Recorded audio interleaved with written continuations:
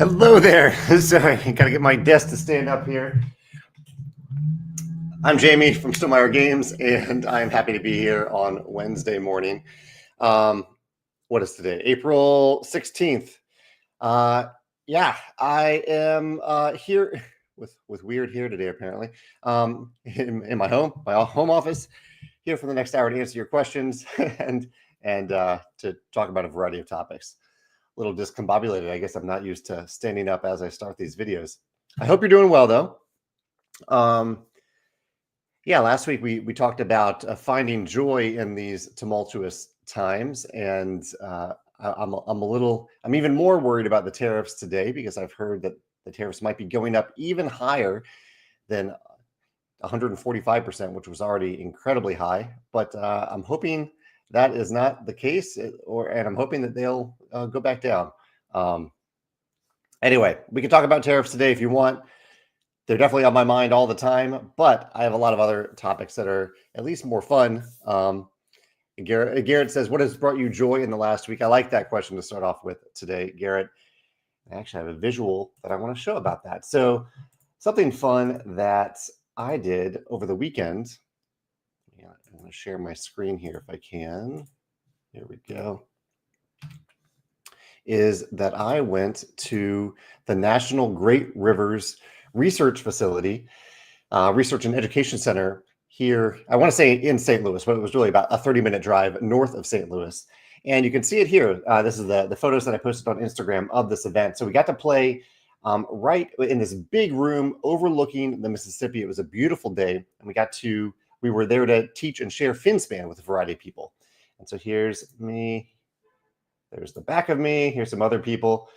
Yeah, it was just a really neat event. There were around 50 people who showed up, and we just got to teach and play Finspan for a couple hours on Sunday afternoon on a beautiful day with this beautiful backdrop. So that really brought me a lot of joy to see people come together to play a game together, talk about fish, and be excited about fish and fish research.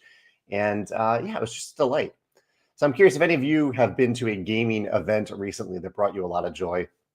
The other one for me that's coming up soon, that wasn't this past weekend, but Geek Way to the West, which I mentioned many times, is coming up in about a month. And I recently picked my my top 10 games that I'm really excited to play for the first time at Geek Way, if I have the chance to play them. And let me see if I can find that list while I'm talking about it so I can share that list with you. Posted a blog post about it just the other day. Yeah, here we go. So the games that I haven't played. So Geek Way to the West is one of these conventions where you go and you just play games with a lot of different people. At least that's how I operate. I try to play new to me games with people who are excited to play those games with me. And the games that I picked as the ones that I'm excited to try for the first time, if I have the chance at Geek Way, are Unstoppable, which I wasn't sure if I should put it on the list because it is a 1 to 2 player game. Probably not ideal for a convention, but I put it on the list. I'm curious about it. Disney Animated, Nova Roma, Life of the Amazonia, Leviathan Wilds, Salt Fjord, Wizard's Cup, the Transformers deck building game, Deep Regrets, and Rebirth. There are also some other games that I'm curious to play if I have the chance, like Finca, Cosmoctopus, Shogun no Katana, Forges of Ravenshire, Colosseum, and Perspectives.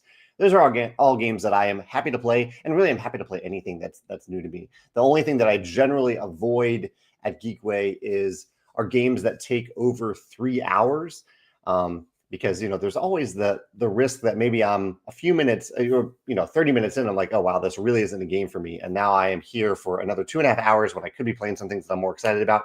So I'm always a little hesitant about really long games at Geek Way, but for the most part, I am really excited to play these games. So let me know if you have been to a recent gaming event that you really enjoyed, or if you have a gaming event coming up soon that you are excited about.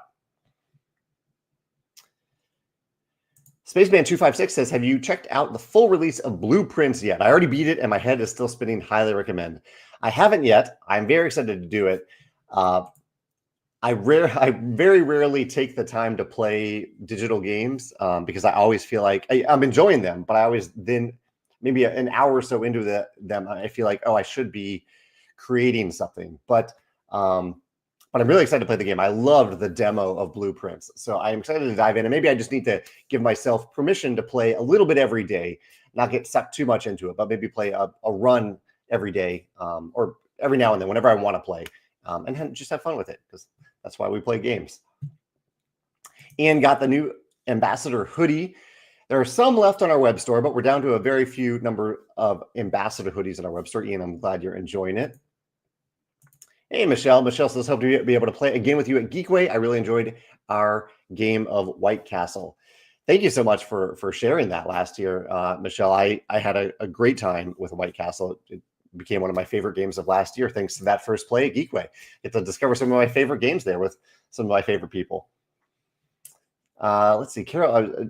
I won't post all these comments, but I do see some comments about what people have been playing recently, gaming events. Carol says that she had a game night where she played Blood Rage and Viticulture. Good combo there. Two very different games, but they work together well. Hilder played, taught Finspan. Thank you for teaching Finspan. We also played Wormspan, which they all also share my love for. There was speaking of that, there's a really neat, I showed Instagram a few minutes ago. There was a really neat collaboration on Instagram that I didn't know was happening. It just kind of happened, or it was coordinated by a group of content creators, where they had I believe they called it like a showdown between a bunch of different Stonemaier games, where they each picked their favorite Stonemaier game, and whoever the top 4 went into like a voting procedure, like a board game rumble or something like that. But it was really cool to see. I really appreciate those content creators for doing that, and just wanted to give them a shout out. So yeah, Joe says the new tariff quote says up to 245%, but as far as I've read, that's just quoting the current level for some products, including syringes. This isn't a new rate. That's good news, Joe. Anything, I would say anything above, 54% felt terrible, but workable. Anything at 100% or higher is just not sustainable. Like, we can weather the storm for a print run at 100% tariffs, but after that, I don't know what we do. We essentially can't sell to the U.S. after that. So I am very much hoping that things change and get better with the tariffs. Let's see. Tony has a question here. He says, the tariff situation is out of hand. I'm curious. I know Panda is pretty much the largest game component manufacturer. Have they had any discussions about altering their price points to game companies to try and mitigate the cost impact of these tariffs? Just thinking that they must be as concerned as all the U.S. game companies about how this is going to impact the industry. Tony, I have not talked about that aspect of things with Panda. We've talked about various strategies, but asking them to reduce their prices, which I think are reasonable. We've gladly paid those prices for what we get for a long time. We haven't talked about that. A lot of their prices are purely based on their labor costs and their material costs. So those aren't things that they really have control over. They pay their workers a fair wage, and they buy their materials at whatever cost those materials are provided at. So that portion of the costs aren't really that, they're not flexible. The only portion of the price that might be flexible are the additional kind of service fees added onto that. I don't know. That's up to Panda to decide. I'm not looking to negotiate that part of it. I'm looking to work with them in other creative solutions regarding the tariffs.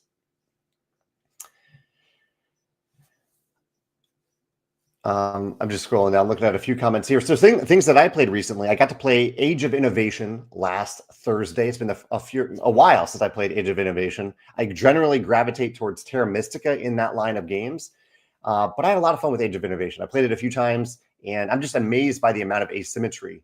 At the beginning of the game, I don't know if you've played this game, but Age of Innovation is like Terra Mystica, but a little bit more robust, a few other resources to deal with, more tiles to deal with. And at the beginning of the game, you draft total of 4 different things. So unlike Terra Mystica, where you are given a set faction map, and that is your asymmetry for the game, in Age of Innovation, you draft 4 different things, a few of which impact your starting setup and ongoing throughout the game. And you also draft your starting income tile.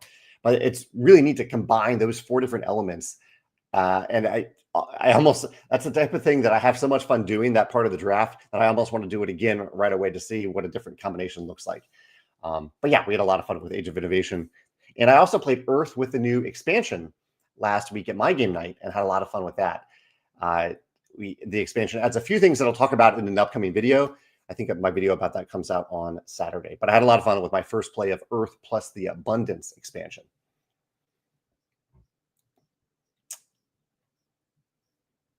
Steven's talking about how there was for a brief period, the beta version of Wingspan Asia was available for testing because Monster Couch is preparing for I believe, a summer launch of Wingspan Asia. And Stephen, I'm very glad to hear. Oh, well, A, thank you for beta testing it, Stephen. I really appreciate that. And B, I'm glad to hear that that you really enjoyed it. I haven't played it myself. I don't focus too much on the digital side of our games. I have a lot of trust in Monster Couch to make something special. But I'm glad that that it went over well. I'm seeing a lot of comments. In case you are curious about the answers to my question about what people are playing at events recently, seeing a lot of comments about that. And Garrett, who I think originally recommended Blueprints to me here, Garrett, I'll read your comment. You say, Allie and I are around 20 hours into Blueprints and have felt like we have so much more to discover before we even come close to finishing it. The game is a monster, but we are loving it. I think it's fun that you're playing together with Allie. That's what it sounds like. I remember when the demo came out, usually Megan is the one who plays digital games, and I kind of watch a little bit. I pulled Megan in and was like, Megan, do you want to hang out and play this game with me for a little bit? And it worked.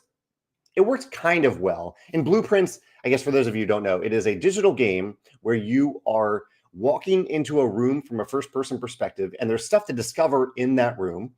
But also, whenever you leave that room, you spend a movement, or at least one movement, and 3 room tiles appear on your screen. It feels very board game-like. And you choose one of those tiles, and that becomes the new room that you walk into. And then you get to explore that room as well. And then you walk out of that room. You can go back you can retrace your steps, but it costs movement. And the board game aspect of it, I thought was really neat to share with Megan, because we would walk into a new room and then talk about which tile to place. I don't know if it hooked her in for a game for us to actually play together, but maybe I'll try again, because I think I would get more into the game if I got to play it with someone else, namely Megan, because she's here. So yeah, might try that. And I'm glad you and Allie are having fun with it.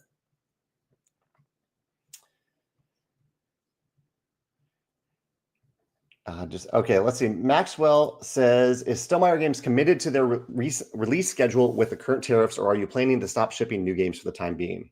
Well, Maxwell, it's a good question. I would say that we don't actually really have a release schedule for anything. We have estimated release times, but because we don't start selling anything, we don't accept your money for something until it's actually ready to ship to you. We don't have a set schedule. It's just kind of how things end up working out. That is to say, we have hopes for releasing certain things at certain times. Like I am hoping to release Vantage this summer. I'm hoping to release the Wormspan expansion this fall, for example. Currently, we are on track to do those things. If tariffs rose to like 245%, if that is a thing that could potentially impact board games in the future, we would have to reevaluate that strategy for sure. And there are a couple different options that could arise. One, we could release our games to the rest of the world, not to the US, but everyone else in the world on a regular schedule, because most other countries don't have tariffs on exports from China. So that is one option. One other option is that we could decide in the US at least, the rest of the world could be more flexible, but for the US at least, we could sell only directly for a little while because our margins are better when we sell directly. The tariffs are doing the most damage for our sales to distributors and to retailers. They've reduced our margins almost to zero because the taxes that we're paying to the US government are so much higher on the games that we're importing from China into the US. So far, Maxwell, I'm trying to not let this corruption essentially run my company. I'm trying not to let that happen. I'm also trying to make sure that it doesn't ruin our company by having us lose money on every game that we sell to distributors and retailers. So it is a very difficult balancing act right now, and we're just kind of taking it one day at a time. Oh, this is neat. Carol says, so Carol had a game night with Blood Rage and Viticulture. She says, we might have started to turn Blood Rage monsters into Grande workers with the worker hats. Haven't laughed so hard in a while. The little hats from Viticulture World. That is amazing. I need to see a photo of that if you took any photos, Carol. I see a question here. Let me see. Actually, I do have, well, let me show you a fun visual. So tomorrow speaking of Vantage, I have a huge Vantage update, and it includes, I'm going to hold it up off camera here, but tomorrow's update includes an unboxing video for Vantage because I received the Vantage MPC. I'm holding it up here because I don't have the full box in my hand. The full box is very, very heavy, almost 10 pounds, or a little bit over 10 pounds, I believe. But yeah, I received the Vantage mass production copy. So this is like Panda has created all the components for Vantage now. They've mass produced all the components, and they then assemble one copy with those components so that it's kind of our last chance to make sure that everything in the game looks as it should before it's really too late. They packed everything in the boxes, and that is this copy. And it looks great. I'm so excited about this game. And tomorrow I'm going to do an unboxing of it. Or I already filmed it. Tomorrow I will release the unboxing video for you to check out for Vantage, and that'll accompany a Vantage update tomorrow. So I'm really, really excited about that. Yeah. Greg's question here is, what is one thing that most consumers will be surprised to find out about the publication process of a game, or what surprised you most when you started Stonemaier? Interesting question, Greg. So one thing I remember learning very early on, I'll talk about something, a lesson from a long time ago, is that I was surprised at that. So when I created Viticulture, I went into it with the assumption, because most Euro games at that time used cubes to represent everything. And I was surprised to learn that, yes, while cubes, like wooden cubes, are cheap to make, I was surprised to learn that creating custom versions, custom shapes, like the structures in Viticulture, actually weren't that much more expensive if you design them well than the cubes. That surprised me, because I was like, oh, there must be a reason that all these games use cubes instead of a resource that looks like a banana or a tree or a house. But there really wasn't that much of a reason for it, which kind of surprised me. As for the publication process of a game, I think most consumers might be surprised to learn how long it takes to manufacture a game. There are factories that work at different speeds, for sure. But for us, we work with Panda, and Panda has a lot of levels of quality control. And so it usually takes us around 3.5 months to print or even reprint a game. And then there's another month and a half for freight shipping from China to our various warehouses and fulfillment centers. So the lead times are fairly long. And that's actually, going back to tariffs again, that is one of the things that has made these tariffs so difficult, because we started production on literally 200,000 units of reprints, like Wormspan, Wingspan, Finspan, Scythe. We started these reprints back in December, January, and they're just now ready to ship. And so the tariffs didn't exist when we started producing them, but they do exist now. So all these games that we've already invested in, we now are facing tariffs on them.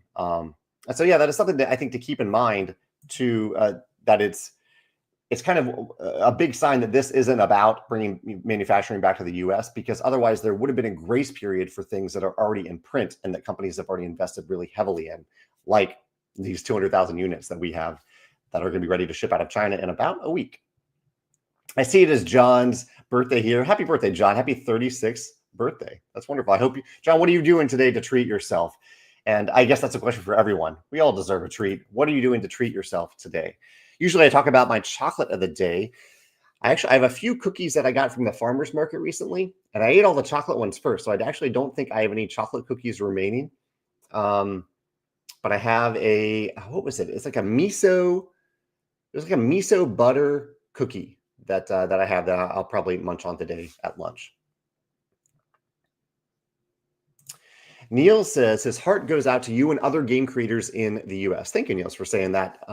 And Niels, I would actually say, given that you're showing a lot of empathy here, that the tariffs impact companies from every country that sell into the US. Any company that sells into the US and manufactures in China is impacted by these tariffs. Neil says it's heartbreaking. It's breaking my heart seeing it killing companies. Do you see a sort of joint front in the community, maybe some merges between companies?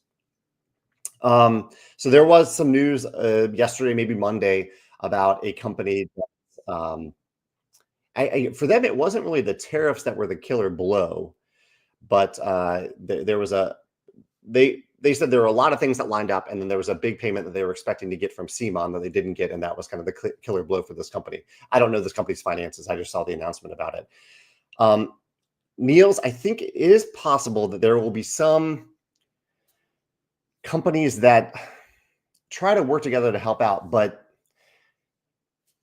it's a very difficult time because if we, I don't know, I'm struggling at how I can say this. Like any cash that a company has is going to be their resource for trying to weather this storm, basically, because all of our margins are about to get a lot tighter because we're going to pay the taxes that we're paying to the U.S. are so much higher than they were in the past due to these tariffs. The tariffs are a tax on U.S. company or on companies that sell to U.S. customers after exporting from China. And so I was just talking with a coworker about this today. Like our cash flow was so kind of precious to us right now because it's all we have to weather the storm while we are essentially breaking even on a number of sales to distributors in the US for the foreseeable future. So it is possible that there will be some partnerships that emerge, but I don't know if there is really a default way to help each other because we're all kind of suffering together essentially, and merging together doesn't really help that suffering, unfortunately, in this specific case due to the tariffs. Donna says, have you been following Portal Games on YouTube? I follow Portal Games a little bit, not on YouTube specifically. Ignacio has been very transparent and is offering an interesting solution for his game found that's going live today. US can pledge $1 and then the price will be decided after the pledge banner opens to see where the tariffs are. Sorry you guys are dealing with this. Donna, thanks for sharing that. Yeah, I think that's certainly a viable solution. I think it's also reasonable for companies to build the tariff cost into the freight shipping cost that happens later. Often that happens later with with pledge managers. I think both of those are viable options, especially since these solutions should not impact non-US customers the way that they impact US customers, because someone in Australia doesn't need to pay the US tariff. Hey, Matt Paquette is joining us today. Hey, Matt, thanks for popping in. It's been good to see what you're posting on Blue Sky and other places recently. And yeah, Matt is an incredibly talented graphic designer that I had the pleasure of working with recently on a project that we haven't announced yet. So I can't talk about that project, but it was a pleasure to work with Matt and his team. Regos Ponte Mosca says, how is the search for the light short weight game going? We haven't found one yet. We've come very close on a few of them, but we haven't found exactly the right fit yet for us. I'm a little behind on questions here, so let me jump forward a little bit and see if we have any questions. Chad has a question about tariffs. Have you found workarounds for tariffs? I heard someone talk about moving their completed games to another country to add a sticker to the box, then ship from there to the US. Is that even possible? It isn't possible to do that. There might be solutions involving shipping completed games to another country and then having that country remake a number of the components. But the number that I've heard that you kind of need to have the other country make more than half of the game there for it to count as a game created in that country. So a sticker is not half of the game, or is definitely not more than half of the game. Stuart says, how feasible would moving production to Vietnam or Taiwan be long term? Vietnam is a possibility. There are some manufacturers that started working with Vietnam a couple of years ago, or now they are starting to ramp up production in Vietnam. It is a viable option. I think the tricky thing, Stuart, is that when Trump announced the tariffs 2 weeks ago, so much has happened in 2 weeks. It's incredible. That's only 2 weeks ago. He applied a huge tariff to Vietnam. He has since brought that tariff back down. It's all just a game to put these tariffs up and down. But a company could invest heavily in moving their production to Vietnam, and then Trump could change his mind next week, and it could all be different again. So without any form of stability with the tariffs, it is, I would say, a pretty big risk to move the manufacturing anywhere, even a place like Vietnam, where we're starting to see some viable options there. Hilda says, would it be possible to ship from China to an intermediate country and then have the shipment come to the US from there instead of China? I wish it were that easy, Hilda, but no, it's still the country of origin that matters. Yeah, the original country of origin. See Leia here joining us. Leia is the amazingly talented creator of Kelp, the game, the beautiful game Kelp. And I agree. This is, I know you have a game and probably a reprint of Kelp in the works too. This is impacting Leia. I'm so sorry about that. Okay, I'm still behind on questions a little bit, so I'm going to speed forward a little bit. Garrett says, were there any changes you caught in the NPC, or is everything good to go? So Garrett's talking about about Vantage. There's only one thing that, actually, there were two little things that we caught that aren't really big. One is on the PPC of Vantage, this number. So we made 50,000 copies of Vantage, another game that we invested in making months ago before the tariffs, and now probably will be impacted significantly by the tariffs. This, instead of saying 000 out of 50,000, in the PPC it said spaceship number, and then that printed value that is different on each copy of the game. And I I liked that thematically, that it said spaceship number rather than just the number. And it changed on the NPC unexpectedly. I didn't know why, and so there's probably a reason why that happened. Maybe Panda determined it isn't possible to do spaceship, but we're checking with them to find out why that is. In fact, I might follow up with them. That was a question I asked a few days ago and haven't heard back from yet. Yeah, we're looking at that part of it. There was also one little part about the cardboard insert that we're looking into, not about the construction of it, but about the printing on it. And that is a very easy fix if we determine that we actually need to fix something about it. Mark says, I think I finally struck gold after my first playtest, and now I really want to complete the design process. How do you maintain momentum during the tweaks and adjustment process? It's a great question, Mark. And it can be tough, honestly, especially after you have that big breakthrough moment, and then you're like, oh, now I have to do all the work to apply this thing to the entire game. I would say momentum is often about doing a little bit every day, rather than trying to fix everything all at once. So Mark, my recommendation, or something that I've tried, is to just set aside a little bit of time every day to make some forward progress. Because sometimes, at least for me, especially for Vantage, it can be intimidating when you have a big change to make, or even a big thing to apply to the game, a big design element to create. It can be intimidating because you can't do it all at once. It takes some time. So yeah, doing a little bit every day and setting aside that time, and I think that can help you build the momentum or keep the momentum going. The Infinite Dude says, what is the most important design problem that you're working on right now? Well, I can't say what it is exactly, because it's something, like many things, I don't know if it will actually come to light, but it's something that I'm working on. What I'm working on right now is a consolidation problem. I'm trying to consolidate some aspects of a game into the user interface of the game. So it's user interface combined with consolidation. Yeah, that's it's a great question. I'm going to be vague about my answer, but I do like the question right now, and I like solving kinds of problems in games. I have a lot of fun doing that. Greg says, what was the last non-Stonemaier game that you played that absolutely delighted you after the first play? Well, let me look at my list. I keep a running list of games that I might consider for my favorite games of 2025. And I play a lot of games, and I enjoy something about all of those games.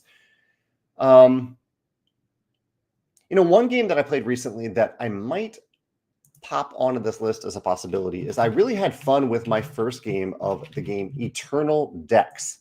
That is probably the most recent new to me game that I played and really enjoyed. But I also, I posted about the game Primates the other day on Instagram. I had a lot of fun playing Primates. I was also on the YouTube channel. I had a lot of fun with that.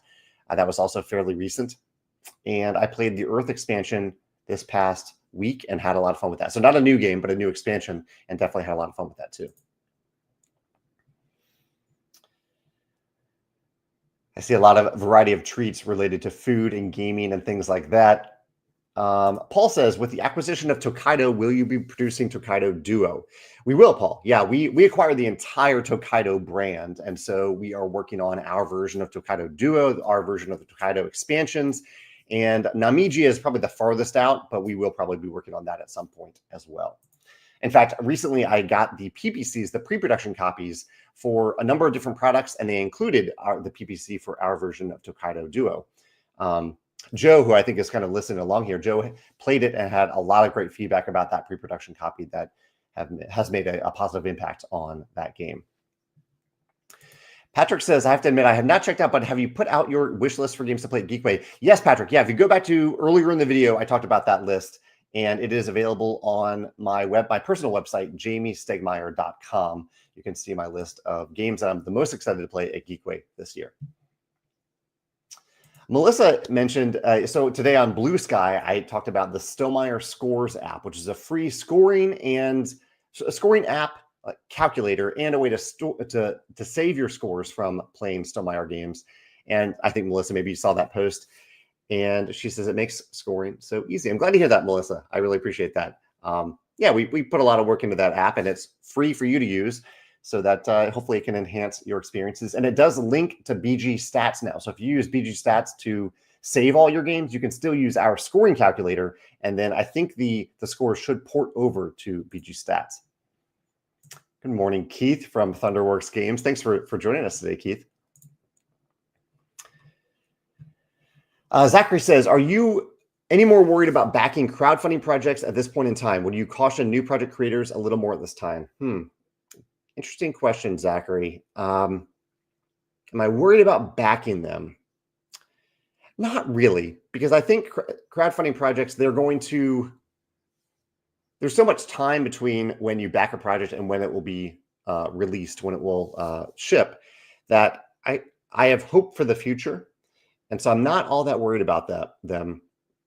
In fact, honestly, it kind of seems like a good time to crowdfund because right now we haven't seen the inflationary aspects of tariffs yet. We will see it this summer. Right? We will see prices of things go up this summer. But right now we're not really seeing that yet.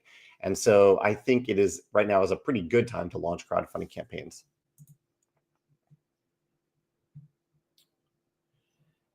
James says, have I played Crafting the Cosmos? I have not. I have not played it, James. Did you play it on the tabletop or on Board Game Arena? It looks like the type of game that I want to play on the tabletop, not on Board Game Arena, but I'm curious what you think about that. Let me I see some more great questions today. I will answer these questions in a second, but let me throw a question out at all of you. Actually, we're talking about Kickstarter. Someone asked me the other day, and I realized that I don't really have a blog post about it, and that I need to. Someone asked me if crowdfunding hampers or helps creativity, or how does it hamper /and/or help creativity? And I'm curious about your answers about that. For those of you who maybe have crowdfunded something in the past as a creator, did you find that it helped or hampered creativity, and in what ways did it help or hamper both? Or even as a backer, what is your perception of that, of helping or hampering creativity? And one of the things that I remember from my crowdfunding days is that because I knew I was crowdfunding the games like Between Two Cities, Viticulture, Euphoria, Scythe, the creative process of designing the game was kind of impacted by that fact that I would be crowdfunding it. Like I was thinking about things like stretch goals during the design process, which was interesting to think about during the design process. But I don't know if that was the best thing for the game, because it often felt like I was thinking about like the bare minimum of what the game needed to be, and then everything else would be a stretch goal, rather than thinking about what's best for the game. That said, having the game on crowdfunding was a way to get a bunch of eyes on the game before it went to print, something that we do now through our oversight process, through playtesters, things like that, and my team here at Stonemaier Games. But at the time, that was great to get a bunch of eyes on the game, and that I would say there are pros and cons to the design process then too, because there are people who are asking for things that don't make sense for the game. But there are also people who have a lot of good observations and thoughts about the game that can have a positive impact on it. So I'm curious what you think about that, if crowdfunding helps or hampers the game. Aaron, good to see you, Aaron. Aaron says, hypothetically, if tariffs become prohibitive to make board games at all, what would be your next creative endeavor or industry or space? Oh, Aaron, I'm hoping it doesn't come to that. I'm really hoping it doesn't come to that. In fact, Aaron, I'm fairly confident it won't come to that because at the very least, we can sell games to other countries other than the US. So I don't think it will come to that. But if it did, I think it would be somewhere in the content creation space. The tough transition for me for that would be that I love that right now I can make content. I can write, I can create videos. I have a podcast now. I love these various forms of content creation, but I love that I get to do it without the goal of making money from it. Because I've turned off ads on Facebook. We're not selling anything for the podcast. The blog posts are free to read and things like that. I enjoy that I am not selling anything. It's not a source of income for me, but so that might change a little bit, but I do enjoy that aspect of my job. And that was something that surprised me as that aspect of my job has grown over the years at Stonemaier Games. So that might be something that I might think about for if Stonemaier Games is no longer viable. Yeah. Greg says, what game mechanism have you grown to enjoy more over the years? Well, Greg, that is a very well-timed question because yesterday I filmed 2 videos about my top 10 favorite mechanisms. About 5 years ago, I filmed a top 12 video about my top 12 favorite mechanisms, like the type of mechanisms where I hear if a game has worker placement or engine building, I'm always going to be a little curious about that game. And so the list I filmed years ago, and I went back and revisited that list and decided that there were so many other mechanisms that I discovered since then that I really do love that I would do some other list. It ended up being 20 different mechanisms. So I filmed 2 different lists, 2 different top 10s. And one of them, I'll name one of them from those lists, instant win conditions. That one ended up being a big one on one of these lists. I won't say exactly where it ended up on the list, but that's one that I really have come to appreciate over the years, that there are certain games that are built around this idea of having something that instantly wins you the game. It doesn't work in every game, but I do kind of like it when a game is designed around it, like the new Seven Wonders Duel mechanism. Not the Seven Wonders Duel is new, but the new game, Duel for Middle-earth. It has 3 different instant win conditions. Yeah, that's one that has surprised me. Also, trick taking. That's one that's kind of really surprised me over the years. That's one mechanism that I did not gravitate towards for many, many years, but over the last few years, I've come to really enjoy it and appreciate it. Yeah. What about you, Greg? You've been asking some great questions today.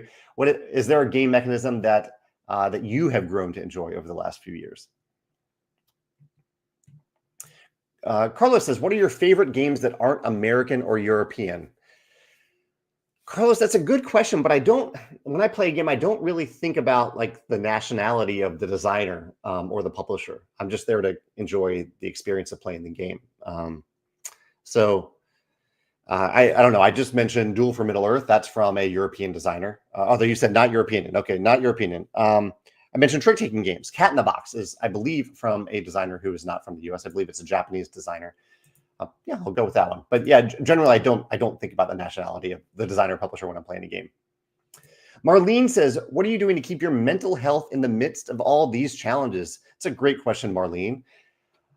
She says, sometimes with the news, I find it hard not to spiral. I've been working on some exercises like emotion to action mapping and cognitive reframing to increase my awareness which helps a bit. Marlene, that's a beautiful question. I'm glad you're so self-aware that you're kind of doing things to help out with your own mental health. Megan and I, what did we talk about the other day? There's something about mental health that came up while we were watching a show, I think. Or maybe we were watching Wicked. We watched the Wicked movie over the weekend. Oh man, Marlene, there was something specifically that was said that we were like, oh wow, that is a great reminder for our mental health. What was it? I'm sorry, I can't remember it right now. And Megan's not here to help me out. But I wish if I remember, Marlene, I will mention it in the comments later. But it was a good message for framing things in our lives. And I can't remember exactly what it was. But we did enjoy the Wicked movie, if that helps. So at least doing some things that bring joy to us, I think is one way to keep an eye on our mental health. Yeah. Mark says, of all the games that you've designed, what is your go-to if you had to teach someone new? That's a great question, Mark, because that's something that I try to think about with all my games. How much do I enjoy teaching this? How easy is this to teach? It doesn't have to always be about ease of teaching, but how much do I enjoy teaching this? And I'm going to go with Vantage. I'm going to go with a new game here, even though it isn't out yet, because I'm excited to teach anyone Vantage right now. And it is a game that you teach as you are actively playing the game. There's really nothing to teach in advance of the game. You just sit down and start playing.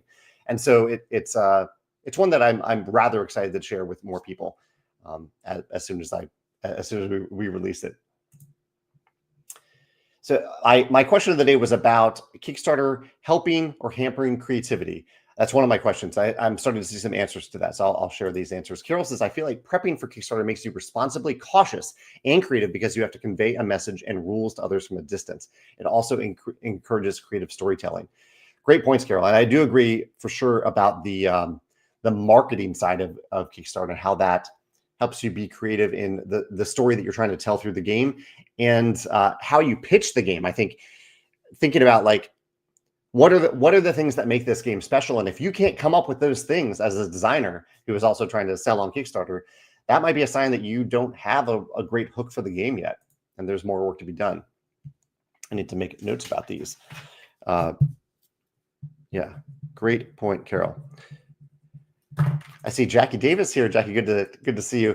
Crowdfunding both helps and hampers. Kickstarting our book helped in that it gave me a deadline to work to. Oh, a deadline. Yeah, I'm going to make a note of that. Deadlines are great, I think, for creativity.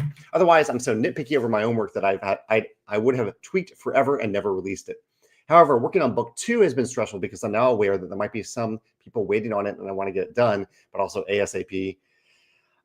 Yeah, that is, I think, a challenge that especially authors face, where you have a book where people are really excited to know what happens next in the story. And yeah, we've seen some very famous authors not know how to do that. Like they kind of get stuck in trying to figure out how to make the next book perfect. Yeah, that's an interesting challenge. Thank you for raising that, Jackie. Just the Movie says, they bought Tokaido, love our local game cafe, and want to go there to learn your game. Is the gameplay similar or the same as the original? The gameplay of our version of Tokaido is the same as the original version of Tokaido. It's just we made a number of quality of life improvements to the game, making it a little bit more accessible through having text on back of the character tiles, things like that. I'm glad you asked about that because our retail release of our version of Tokaido is coming up next Friday, I believe, is the local game store release, and then a few weeks later it will be the online game store release for our version of Tokaido. Curve Cut Games and Idea says, I've been planning a Kickstarter and it sort of adds pressure. I'm currently playtesting the rulebook and I've learned a lot. I've had to be creative to solve those issues. That's great that you're playtesting the rulebook. Great thing to playtest there. Leia says, have you played Rebel Princess? I have played Rebel Princess. It's been a few months since I last played it, but I do enjoy that game. Did you get to play it recently? What was the other thing about creativity that I was going to make a note of here in regards to Kickstarter?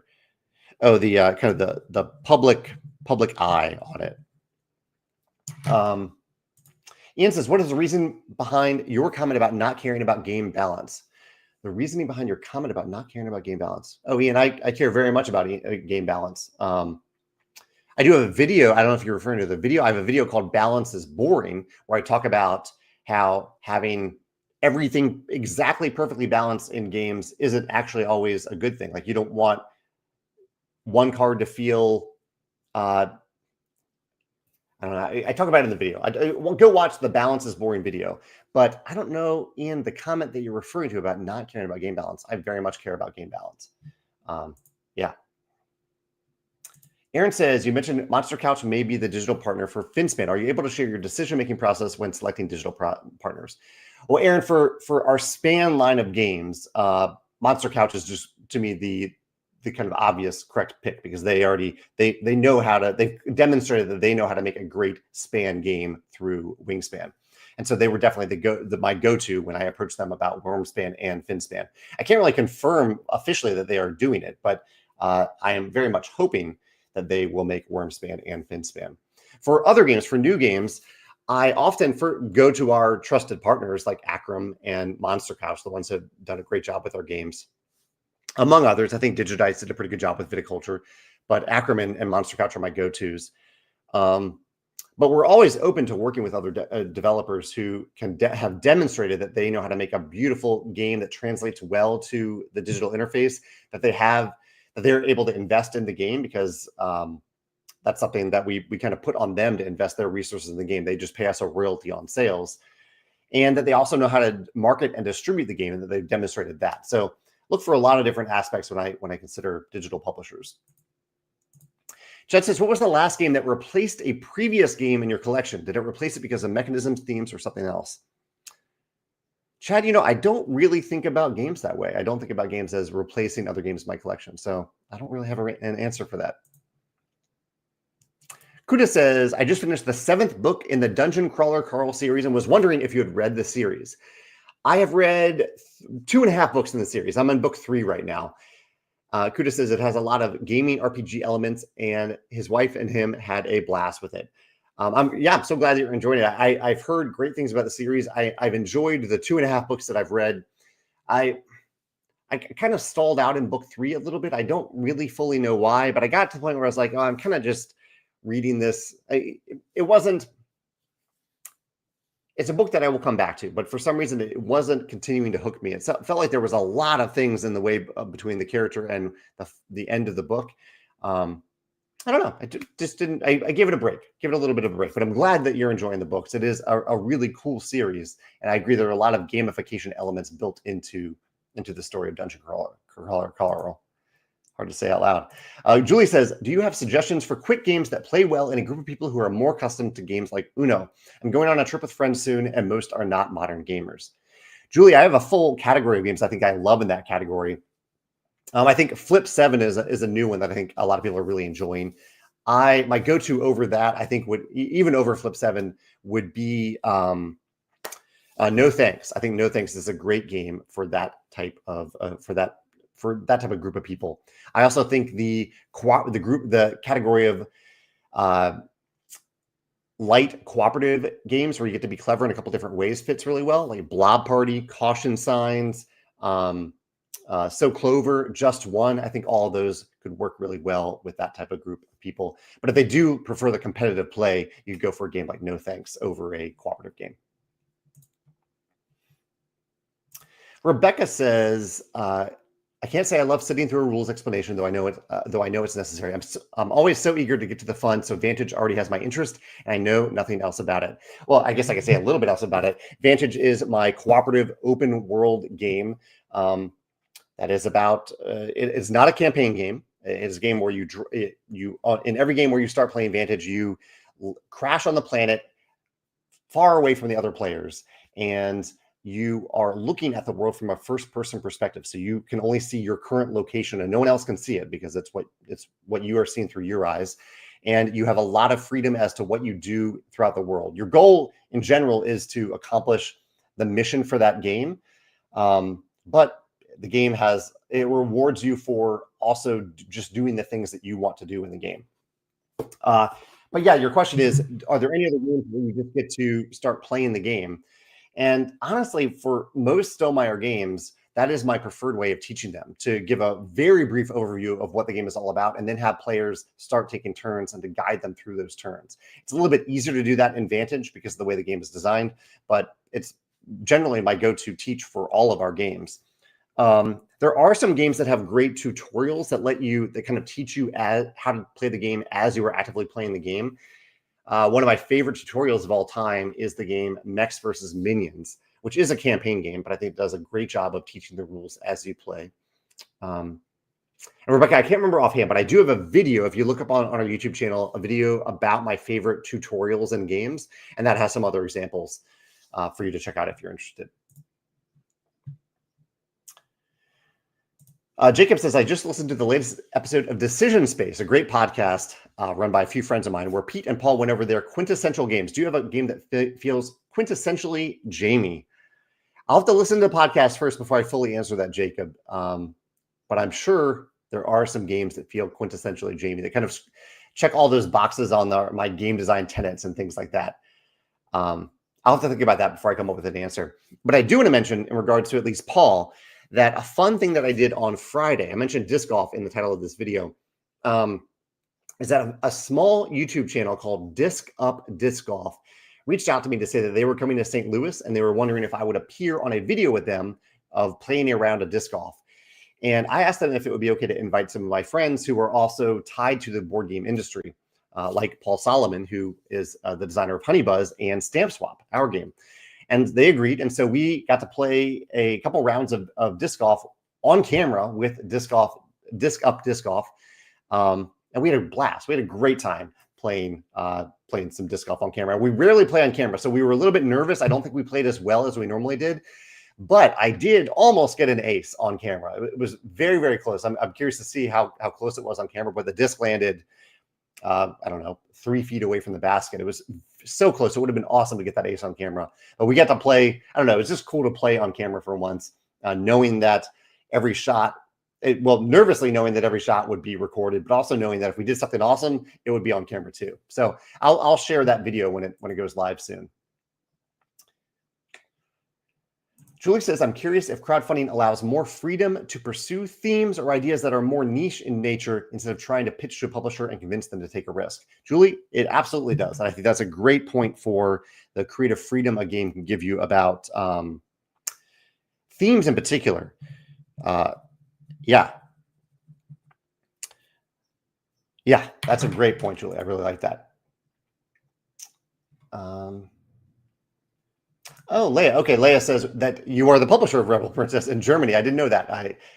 And it's a huge hit over here. I love teaching it too. So fun to see how everyone turns into a princess at the table. That's awesome, Leia. Yeah, that's a great game to pick up. I'm glad you're having fun with it and that's been successful for you. Aaron says, do you have any recommendations for resources on game probability and statistics? There's lots of info on dice, but I'm interested in bag building and the math is hard to wrap my head around. Aaron, I would probably look at the Game Design Lab and look at Ludology, especially old episodes of Ludology. I think go more into the math of games. But I don't have any specific recommendations for current resources for that. If you find anything, let me know, though. The Infinite Dude says, have you seen the welcome pack in the Galactic Cruise box? It feels both big and little, adds a huge story feeling. I have heard a little bit about how the game welcomes you to the cruise and that the first player token is like a badge that you wear around your neck, like the type of badge you get at a convention, which I think is really, really cool. But I have not seen it in person yet, no. Chad says, I tend to think that crowdfunding would help creativity. You are kind of testing the waters to see if others are interested in very unique games. If they are, go to print. If not, you only lose time. So yeah, it is kind of a testing ground for those for games. I did have one other question of the day today, and that was, what is your favorite game that either has taught you something, like something educational, or has inspired you to learn more about a certain subject? Can you think of any game, a favorite game that does that? An example of that would be Wingspan, right? Wingspan, the facts on the birds and the mechanisms that reinforce you teach you about birds. And I think it has inspired a lot of people, including myself, to pay more attention to birds outside and kind of wonder about how they work or who they are, what type of bird it is, and or why their behavior is the way it is, things like that. So do you have a favorite game that has either taught you something or inspired you to learn more about the subject of that game? Angelo says, will Vantage have a demo on Tabletopia? Maybe. I don't know yet. Vantage is not a game that I don't know. I don't know if Vantage will do that. Because you can't really, I can't really put a part of Vantage on Tabletopia, and I don't want to put the whole thing on Tabletopia. It is not the format that I want people to play the game in primarily. So I don't know.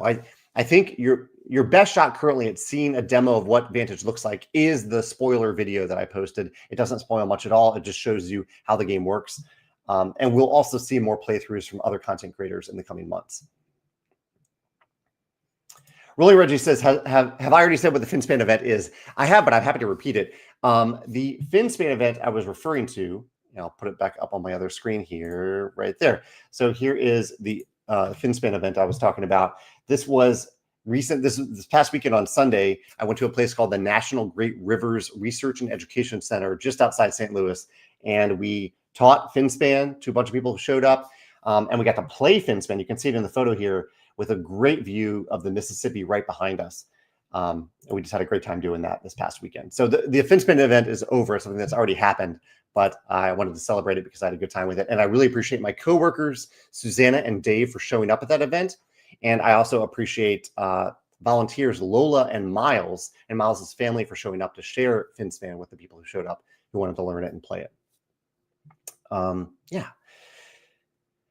My recent video, this video from this past weekend, was about games that have trading between players. So if trading is a mechanism you enjoy, check out the video about that. And my article on Monday was about the value of sending older games to content creators, and really the value to audiences for featuring older games. That it doesn't always have to just be about the new games. That there's something satisfying, as I talked about on last week's livecast, about watching or hearing people talk about something that you already love. I think there's a lot of value in that. It's a way to get me re-excited about a game that maybe I haven't gotten to the table in a while. Yeah, so that's a topic from last Monday. One other fun little thing is that I read on an Amazon Kindle. This is how I read books primarily, because I like to. It's easy for me to hold the Kindle up, and it can store a lot of different books on my Kindle. I can sample a lot of books on the Kindle. There's a lot of pros to the Amazon Kindle. It's a pretty incredible device. But recently, I'm trying a new Kindle setup where I have this arm that extends off the back of my bed, and it holds the Kindle over my face like this. And I'm trying to get it to work with a little clicker device that turns the page for me, so I don't have to reach up and kind of make the whole thing shake as I press for the page to turn. It's an outlandish setup. I'm going to post a photo of it on Instagram soon, at Jamey Stonemaier on Instagram, if you want to see what the setup looks like. But I don't know. I just wanted to throw it out there to see if any of you have any weird setups for things that could otherwise be very simple in your lives, but the weird setup, the weird version of it has been fun for you to try out or test out, and maybe has stuck or not. So if you have anything like that, not necessarily for reading, anything that you do like on a daily basis where you have set up something in particular to fit your unique habits for that thing, I don't know. If you feel like sharing it, I'd be curious to hear about that. Justin says, regarding non-American, non-European designers, are you a fan of Totsuka Chuo? Aqua Garden and Ostia are both fantastic. I haven't played Aqua Garden, but I have played Ostia, and I really enjoyed my first play of it. I haven't gotten it to the table since, but I have been thinking about it, and I do want to play it again. Mark says, do you have any favorite theme over mechanisms games? I think my favorite is possibly Dinogenics. So games where I don't care as much about the mechanisms, but I do find myself getting fully immersed in the theme. Let me glance over my collection to see if there's a game like that. I'm someone who generally loves the merging of theme and mechanisms, and oftentimes when I'm making decisions in a game, I will make it thematically over the theme. And I know there are certain games that have me do that more than others. Actually, one that I know for sure. This isn't one that's on my shelf over here, even though I bet I could find one. Okay, well, actually, I have two. Let's Go to Japan. Absolutely. I make thematic decisions in that game over mechanical decisions. And the game, The King's Dilemma.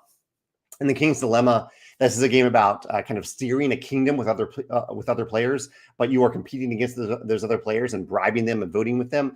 I made almost every decision in that game thematically, not mechanically, and had a blast doing so. But that's a fun question. I wonder, Mark, I might try to make a video about that. That's a theme over mechanisms, because it really is not a slight on the mechanical design of the game. I love the mechanisms of Let's Go to Japan. I love the mechanisms of The King's Dilemma, but it's just the idea in games where you are making decisions based on the theme instead of based on the mechanisms, I think is a neat topic. I've covered it maybe a little bit in my video about intrinsic motivations in games. So I might go revisit that video to see how much I covered that topic there. I see some answers about games where you're choosing that teach you something or inspire you to learn something more. I see Wingspan, Votes for Women, Pillars of the Earth, Watergate. Oh yeah, Watergate. I haven't played Votes for Women, but I want to, and I have played Watergate and enjoyed that. Finspan got a mention here. Rolling Reggie says, there's Red Rising, Mistborn, and countless Lord of the Rings games. Are there any other novels or series you'd like to see adapted to a board game? You know, Reggie, the sweet spot for me are, and actually, I love Star Wars. I love Lord of the Rings. I love those big IPs, and I love seeing them brought to life on the tabletop. But probably my favorite sweet spot are IPs that have gotten some attention, that have like a decent built-in audience, but there's still a lot of people who could discover that audience, including myself. So if there's ever an IP that introduces me to a book series or a world that I didn't previously know anything about, I'm all about that. For example, Dune Imperium. I had tried to read the Dune books, didn't really get into them. And then I played Dune Imperium and was really curious about all the different aspects of that world and went on to read and enjoy the full first Dune book. I love IPs like that. I know Dune is now a pretty big IP, but there are a lot of book series that are in that sweet spot of having a built-in audience, but there's still a vast audience to discover that book series. And for me, Dune was in that category. Reggie, do you have something like that? Do you have anything that you wish more people knew about, but is not so small that no one has already heard of it? Because I think that's the sweet spot for an IP, for a company to consider an IP. You want to have some built-in audience that you can cater to, while you want more people to also discover that this IP through your game creation. See, Anno 1800 mentioned here. I'm seeing if there's a few more questions. Oh, Chad says, not sure if you're interested in architecture, but there is a Frank Lloyd Wright house you can tour in St. Louis. I have been to that house. It's an incredible house to visit. I am a huge fan, a lifelong fan of Frank Lloyd Wright's architecture. And I even tried to design a Frank Lloyd Wright game around 10 years ago. And it was okay. Not enough for me to pursue, but it was an interesting design. But yeah, it is a really, really neat house here in St. Louis for Frank Lloyd Wright. I should add that to my things to do in St. Louis list. I'll make a note about that because it is a really cool house if you like his architecture. Let's see. LB Jeeper says, I received my upgrade pack for the Tokaido, and I noticed the new cards have corners instead of the rounded corners of the originals, and I was wondering why you went that route. Have corners. Let's see. So I think you're talking about the panorama cards, and the original panorama cards have sharp corners, square corners, and we just kind of went that same route with our panorama cards, or though we upgraded the material to something that's nicer than the original panorama cards. But the other cards in the game should have rounded corners, like the Automa cards should have rounded corners. I'll double check on that, but they should.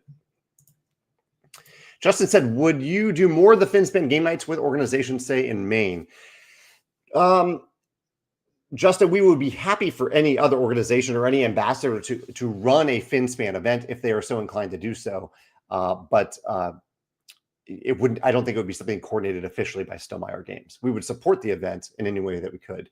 But for this Finspan event, we basically just showed up. We showed up and were prepared to teach the game for a few hours, which is how we supported it. And we talked about it. We advertised it too for people who wanted to play. See, Daybreak mentioned about Terraforming Mars, games that teach you something. I need to add that one. That's a good one. But I should have been Distilled. I like Distilled as a pick. Should have been keeping track of my picks here, or picks that resonate with me about things that teach you something. I see Genotype mentioned here. Yeah, I think Genius Games has a lot of games like this. Freedom the Underground Railroad. That's a great pick. Yeah. I know I'm a little bit out of time here, so I'm going to scroll down a little bit, see if there's any other questions here. Legends and Lattes. Yeah, I'd love to have. That's a great pick. I love the book series Legends and Lattes. I think cozy fantasy is a neat. We've seen that grow in the book genre and become pretty big, and I think there's a lot of potential for that. In fact, I think that's one of the reasons that the game Flamecraft took off, and Wormspan too, because they're kind of these cozy fantasy games. I think Flamecraft does a really good job with it, as does Creature Kitchen. They've kind of leaned into that fantasy, that cozy fantasy genre really, really well. Okay, Aaron confirms that there are rounded corners on the Automa cards for Tokaido. Good. Okay, I'm glad to hear that is the correct thing for Tokaido. Ivan says, how is Stonemaier Games handling the insane tariffs of what I was told is now 254%? Or whatever the tariff is. I am not entirely sure that is the tariff on board games right now, Ivan. If it is, we pretty much can't sell things in the U.S. anymore. If that is the tariff, we'll have to sell internationally for a while. Yeah. All right. One more question here from, where did it go? Mitch says, do you ever show up at events like PAX East in addition to PAX Unplugged? We do typically have a presence at the, whether it's an official Stonemaier presence or working through another retailer, another company. I don't personally typically show up at them. My style of convention is the type of convention where I go and just kind of play games for a few days with people. So, and I've been trying to add more of those types of conventions to my list because I typically only go to Geekway to the West here in St. Louis. But I have not gone to PAX in the past. I have not personally gone to PAX. Carlos says, is there a mechanism from a video game you would like to adapt into a board game? And Vantage was heavily inspired by video games like Zelda Breath of the Wild and Elden Ring, given the kind of the freedom of movement. That as a mechanism in the game is very much in Vantage, and is a very big part of it. So that is the mechanism that's on my mind the most for video games right now. Though people mentioned Blueprints earlier, has some really cool mechanisms that I think could work well in tabletop games. All right, I think that's it for today. Thank you for going overtime with me a little bit and for asking these questions, for answering my questions. I always have a great time with these live casts. If you think of anything else, let me know in the YouTube version, in the comments of the YouTube version of this video. And we'll continue the conversation there. Have a great week. I'll see you next Wednesday. Bye.